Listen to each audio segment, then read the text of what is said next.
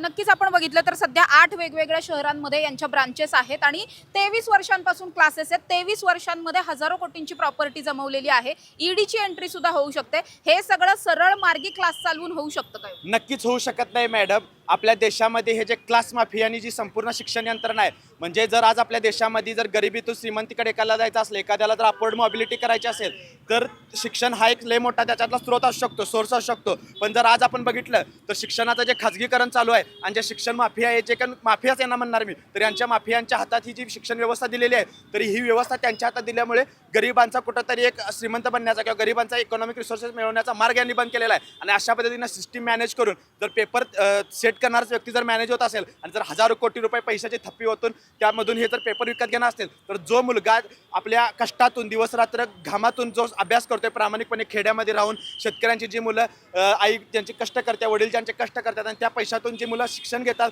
त्या विद्यार्थ्यांचं काय, त्यांच्या डॉक्टर होण्याचं स्वप्न काय, मला या तुमच्या चॅनलच्या माध्यमातून महाराष्ट्र विद्यार्थी संघटनेच्या वतीनं धर्मेंद्र प्रधान जे केंद्रीय शिक्षण मंत्री आहेत त्यांना प्रश्न विचारायचा आहे की गरिबांच्या पोरांनी डॉक्टर व्हायचं काय नाही, हे तुम्ही मला या ठिकाणी सांगा. आणि म्हणूनच महाराष्ट्र विद्यार्थी संघटनेच्या वतीनं आज तुम्ही जर बघितलं तर हे RCC मोठेगावकरचे हे जी साम्राज्य आहे, या साम्राज्याचा जो केंद्रबिंदू आहे, हे डेक्कनचा त्याचा जो क्लास आहे, तर या क्लासला त्याचे जे प्रतीक आहे हे त्याच्या जे हुकुमशाहीचं किंवा त्याच्या जे त्यानं विद्यार्थ्यांवर अन्याय केलेला आहे, विद्यार्थ्यांचं शोषण केलेलं आहे, अन्यायाचं जे प्रतीक आहे त्या क्लासला आम्ही काळं फासलेलं आहे, त्याच्या नावाला काळं फासलेलं आहे. हे जे नाव आहे हे विद्यार्थी किंवा शिक्षण क्षेत्रातले एक काळा डाग म्हणून राहणार आहे. आणि आमची आता एकच मागणी आहे, ह्या ज्या मोठेगावकरनं 22 लाख विद्यार्थ्यांच्या स्वप्नांचा चुराडा करायचं काम केलं, तर त्या मोठेगावकर आता दुसरी कुठलीच कारवाई नाही, त्याला फाशीची शिक्षा झाली पाहिजे. आणि असं एक उदाहरण सेट केलं पाहिजे, इथून पुढे जर कुणी धाडस केलं विद्यार्थ्यांच्या घामाच्या कष्टावर पाणी पेरण्याचं, तर त्यांना एक धडा शिकला पाहिजे. आणि म्हणून या मोठेगावकरला फाशी झाली पाहिजे. आणि अकाउंटेबिलिटी घेऊन कुठंतरी या धर्मेंद्र प्रधानांना राजीनामा, निर्लज्ज धर्मेंद्र प्रधानांना राजीनामा देण्याची गरज आहे. ही महाराष्ट्र विद्यार्थी संघटनेच्या वतीनं आमची मागणी आहे.